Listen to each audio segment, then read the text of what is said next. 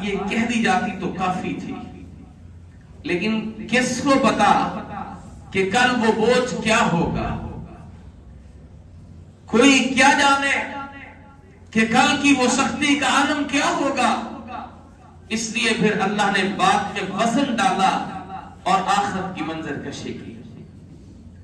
قرآن پاک میں کہیں کہیں آپ کو ایسا ملے گا کہ جہاں روٹین سے ہٹ کے بات ہو رہی ہوگی اور انسان حیران اور شرمندہ رہ جاتا ہے، اللہ کی کلام پر ایسا فصیح و بلیغ کلام ہے کہ ایک بات کو سمجھانے کے لیے پورا نقشہ کھینچ دیا۔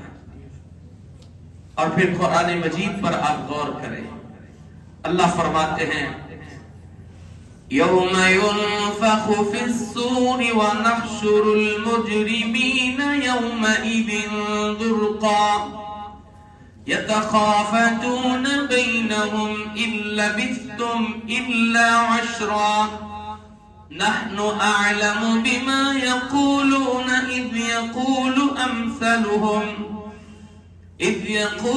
أمثلهم طريقة إن لبثتم إلا يوما۔ اللہ کہتے ہیں جس دن سور پھونکا جائے گا اور ہم مجرموں کو اکٹھا کریں گے اور اس دن مجرموں کی آنکھیں نیلی ہوں گی۔ اللہ اکبر! یہ سور کیا ہے؟ نرسنگا، کرنا بھی اسے کہتے ہیں۔ آج کی شکل میں بغل ہوتی ہے جو فوجی لشکر میں جمع کرنے اور منتشر کرنے کے لیے بولی جاتی ہے۔ نبی صلی اللہ علیہ وسلم کے دور مبارک میں بھی اس طرح کی کچھ چیزیں تھی، اسے بوق کہا جاتا تھا۔ ضروری نہیں ہے کہ ان الفاظ سے مراد وہی سور ہو، لیکن اللہ تعالیٰ کے کلام میں یہ حسن ہے کہ لفظ ایسا استعمال کیا جاتا ہے کہ سمجھنے کے لیے قریب ترین شکل موجود ہوتی ہے۔ اس کی اصل شکل کیا ہے؟ اللہ عالم بالصواب۔ اور یہ پھونکے گا کون؟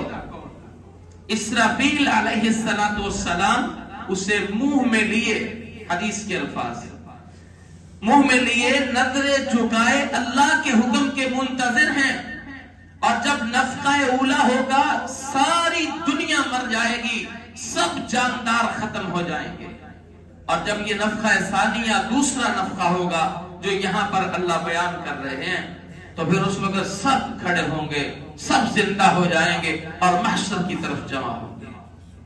تو اللہ فرماتے ہیں یوم ينفخ في الصور ونحشر المجرمین یومئذ زرقا۔ تو مجرموں کی بات اس لیے کی کیونکہ بات یہ ہو رہی ہے کہ جو قرآن سے اعراض کرے گا وہ پورا بوجھ اٹھائے گا، اور اس دن جب اکٹھے کیے جائیں گے تو اس کی حالت یہ ہوگی کہ اس کی آنکھیں نیلی ہوں گی۔ اور یہ نیلا پن فیشن نہیں ہوگا جو آج ہم دیکھتے ہیں اکثر لوگوں کو بناتے ہوئے، یہ لینس نہیں لگائے ہوئے ہوں گے اپنے جسم میں خوبصورتی پیدا کرنے کے لیے، یہ نیلا پن اس لیے